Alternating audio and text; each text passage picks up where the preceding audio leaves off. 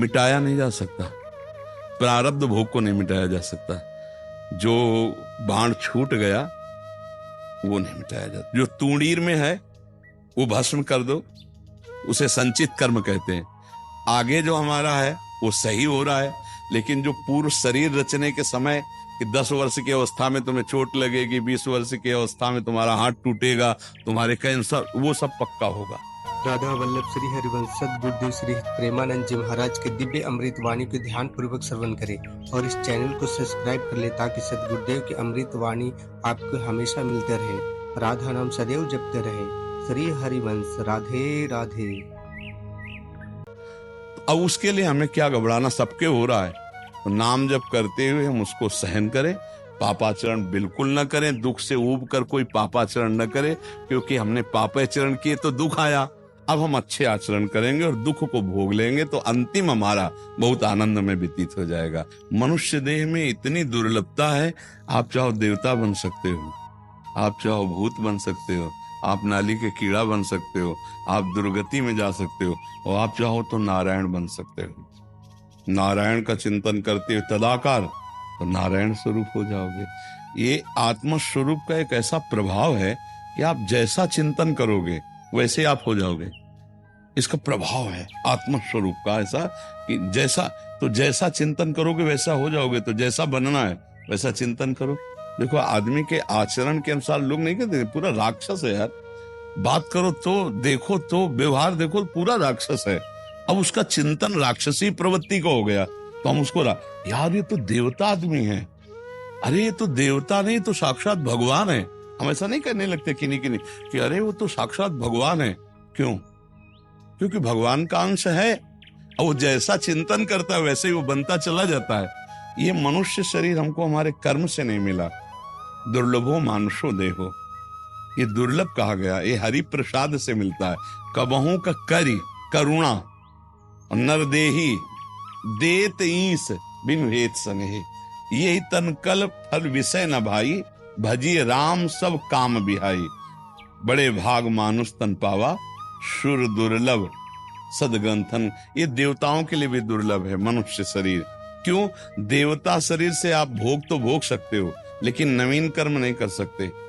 मनुष्य शरीर से आप नवीन कर्म करके देवलोक का भी उल्लंघन करके, आप ब्रह्मलोक का भी उल्लंघन करके आप वैकुंठ जा सकते हो। जब वैकुंठ में कोई जाता है तो नारायण स्वरूप होकर जाता है। गीध देह तज धरि हरि रूपा। जैसे कोई कहे कि अरे भाई मनुष्य नारायण कैसे हो सकता है? नारायण मनुष्य बन सकता है ना, तो सीढ़ी बन गई ना, तो चढ़ जाओ, मनुष्य नारायण बन जाएगा। और कह दे प्रमाण दो।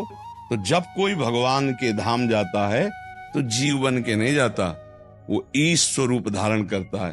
गीध देह तज धरि हरि रूपा, हरि का रूप धारण करके वो हरि धाम में गया, भगवान के साकेत धाम को गया। तो हम जो चाहे वो कर सकते हैं, पर अब हमारी सोच गलत हो गई है। हमारी सोच हो गई देह भाव, हमारी सोच हो गई इंद्रियों को कैसे संतुष्ट करें। तो हमारी रसेंद्री मांगती वो हम दे रहे, जनेंद्री मांगती वो दे रहे, नेत्रेंद्री। हम भूल गए कि हम इंद्रियों की मांगों के लिए मनुष्य शरीर नहीं पाया, इंद्रियों को रोकने के लिए मनुष्य शरीर पाया और हम और खुला छोड़ दिए। तो जब हमारे कर्म बिगड़ गए तो फिर भगवत कृपा का अपमान करने के कारण हमको विशेष दंड मिलेगा। पापाचरण तो होंगे ही, उनका दंड तो मिलेगा, लेकिन विशेष दंड मिलेगा कि भगवान ने तुम्हें मानो दे दी थी अपने कल्याण के लिए और तुमने और मनमानी पापाचरण किए तो वो जो न तरह भवसागर अस समाज नर पाए, स्वति निंदक मंदमति आत्महनन गति जाए।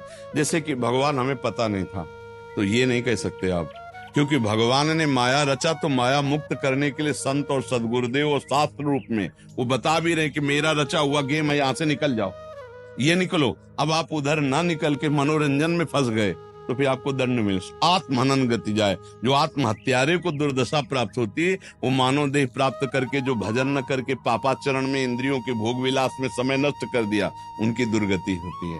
इसलिए साधन धाम मोक्ष कर द्वारा, ये केवल भगवत प्राप्ति के लिए मिला है। अब आप भगवत प्राप्ति कैसे कर सकते हो, इसके लिए भगवान ने 2 मार्ग बनाए कि भाई हम परिवार की तो प्रवृत्ति मार्ग, बोले हमें किसी की जरूरत नहीं, रात दिन भजन करेंगे, तो निवृत्ति मार्ग। लेकिन भजन से ही भगवत प्राप्ति होगी, चाहे गृहस्थ हो चाहे विरक्त हो। तो भगवान ने आपको गृहस्थी में रखा, सब सुविधाएं दी, पर एक काम करना है, भगवत प्राप्ति। गृहस्थी के सुख भोगते हुए नरक जाने का रास्ता नहीं तय करना। इतनी ऊंचाई पे आ गए हैं हम, अब हम सुअर कुत्ता बने यार, अच्छा नहीं लगेगा। मनुष्य बन करके हम कुछ ऐसे आचरण करें कि कम से कम फिर मनुष्य बने अगर मुक्त ना हो, और हम समाज सेवा करें, राष्ट्र सेवा करें, भजन करें। अब हम जाकर के ऐसे नीच योनियों में, तो ऐसे और हमारे आचरण उससे भी बुरे हो रहे हैं। ये जो मदिरा पान करना, दूसरे का शरीरों का मांस खाना, जो व्यभिचार करना, ये सब क्या है?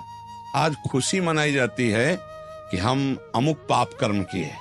ये सब जो हमारे जवान भी उस बात को कहने में सकुचाती, ये जो boyfriend girlfriend live in relation व्यभिचार प्रवृत्तियों का बढ़ावा है, ये हमारे धार्मिक देश के लिए बहुत हानिकारक है। और ये भगवत प्राप्ति में बहुत, कहीं किसी देश में भगवत प्राप्ति की चर्चा नहीं है। बहुत नरक स्वर्ग की बात है, बस भगवत प्राप्ति की नहीं। जो औरों दोषों का अनुकरण, भोग विलासिता का आप कर सकते हो, धर्म का नहीं कर सकते। धर्म का अनुसरण करने के लिए भारत देश है। भारत जैसी धार्मिकता किसी भी देश में नहीं है। पातिव्रत धर्म, यति धर्म, मोक्ष प्राप्ति, जीवन मुक्तता, भगवत प्राप्ति, कहीं शब्द नहीं सुनोगे आप, कहीं नहीं सुनोगे। एक पत्नी व्रत, एक पातिव्रत, ऐसा कहीं आप नहीं सुनोगे। ये भारत में है। अब धीरे धीरे पाश्चात्य देशों का नशा चढ़ रहा है नए नए बच्चों को, ये सब गंदी बातें सीख रहे हैं। ये इसलिए देखो, एक पत्नी व्रत क्यों रखा गया, इसमें रहस्य है। पहली बात तो आपको घृणा हो जाएगी। आप देखना, हमारी बात को गंभीरता से पकड़ना। हम आपको वैज्ञानिक प्रवृत्ति अंदर से उसका मनन कर, हम जैसे लोग कहते हैं ना, हम इसमें पीएचडी की, हम इसमें पीएचडी की, तो हम तो आपको बताएं, पीएचडी पढ़ा नहीं, हमने मन की पीएचडी की। बचपन से इसी में लगे रहे, इसी को पढ़ा है, इसी को देखा है, इसकी एक एक हरकत देखी, कैसे इसको पकड़ा जाता है, कैसे इसको रोका जाता है, कैसे इसको भगवान में लगाया जाता है, यही हम जीवन भर करते रहे। इसकी प्रवृत्ति है, ये एक जगह कभी टिकेगा नहीं। आप देखना, नवम नवम नवम नवम, यदि नवम नवम में ब्रेक मार दो तो आपको घृणा हो जाएगी कुछ दिन में। थोड़े दिन के बाद आपको घृणा हो जाएगी, वो मांगेगा नवम और आपने लगा दी ब्रेक, तो निष्कामता आ जाएगी, यार नहीं, ऐसे इसका स्वभाव है। अब जब इधर घृणा आएगी तो उसको कुछ चाहिए, तो वो सतमार्ग में चल देगा। और अगर नवम नवम, तो फिर पापाचरण बुढ़ापे तक बना रहता है, ध्यान रखना। मन इंद्रियां कभी बूढ़ी नहीं होती, शरीर बूढ़ा हो जाता है। हाँ, आप देख लो, आप तो संसार में हो, क्या कहना है। इसलिए भाई, मनुष्य देह मिली है, इसे पहले एक सीमा में भोगों को लाओ। भाई हम इतना तो खा सकते हैं, ये नहीं खा सकते, इतना भोग सकते हैं, ये नहीं भोग सकते, जो धर्म पूर्वक है। आपको उससे घृणा हो जाएगी, सच्ची वाली। आपको रोज घिया की सब्जी खवाई जाए रोज, तो एक दिन आपको उल्टी लगने लगी, घिया है, बोले हम उपवास कर लेंगे, मत पवाओ, नहीं करेगा ना। नवम नवम इसकी चाट है। तो ये जो व्यभिचार प्रवृत्ति है ना, ये सबसे ज्यादा नरक ले जाने वाली। अगर पूरे विश्व में देखो, आप लोग बैठे हो, सबसे ज्यादा आकर्षण काम का है। अंदर से देख लो, आप भूखे रह सकते हो, पानी भी नहीं पी सकते, अगर काम आकर्षण हो ना, तो यार छोड़ो, कल पालेंगे, आज पहले काम, पानी भी बाद में पिएंगे, पहले काम। देखा गया कि सबसे ज्यादा मन का आकर्षण काम में है, फिर सबसे ज्यादा आकर्षण काम में प्रतिकूलता आ जाने पर क्रोध में है, या काम की पूर्ति हो जाने पर लोभ में है। ये क्रम है इनका। काम क्रोध लोभ भी बिल्कुल काम से ही उत्पन्न होते हैं। अगर हम इन पर शासन कर लें तो हम जीवन मुक्तता की तरफ चल सकते हैं। पर इन पर शासन तभी हो सकता है, या तो विरक्त भाव में जैसे चल रहे हैं तो पूरा का पूरा ब्रेक मार दें, और या फिर जैसे आप गृहस्थ आश्रम में चल रहे तो धर्म पूर्वक, एक पत्नी एक पतिव्रत, मर चाहे जाऊं, कभी किसी भी अवसर पर हम दूसरे का स्पर्श नहीं करेंगे। तो धर्म पूर्वक काम का सेवन भगवान ने अपना स्वरूप बताया, आप आगे निकल जाओगे। हम बेईमानी का धन घर में नहीं लाएंगे, हम मांस नहीं खाएंगे, शराब नहीं पिएंगे, बेविचार नहीं करेंगे, तो काफी समस्याओं का समाधान तो अपने आप हो गया। अब जो अंदर की समस्या नाम जप से अविद्या नष्ट हो जाएगी, आप भगवत प्राप्त हो जाओगे। इसलिए हम कहते हैं भगवत प्राप्ति कोई कठिन नहीं, पर संसार को छोड़ना कठिन है। और जब आप ये नियम ले लेंगे ना, हम आपको खुली बात कह रहे, तो कुछ समय बाद आपको ऐसा संयोग मिलेगा फ्री। अब अगर चूक गए तो गए, अगर वो नियम धारण किया, नहीं चाहे मर चाहे जाऊं, गलत नहीं करूंगा, वो आगे बढ़ जाएगा। गृहस्थी में रहते हुए आप संत हो जाओगे, गृहस्थी में रहते हुए आपको दिव्यानुभूतियां होने लगेंगी। जैसे आपके शब्दों से पता चलता है कि आप आध्यात्मिक मार्ग में प्रवेश पा रहे हैं, क्योंकि शब्द बताते हैं कि आपकी स्थिति कहाँ है। तो हमें लगता है कि गृहस्थी में रहकर दिव्य स्थितियों की प्राप्ति के लिए कोई कठिनता नहीं है। मेहनत का, धर्म का, धन और शुद्ध भोजन और शुद्ध आचरण और राधा राधा राधा भगवत, जो एक संत को भगवत प्राप्ति होगी वही आपको भगवत प्राप्ति होगी। पर है कठिन भाई। क्यों कठिन है? क्योंकि फिसलन बहुत है।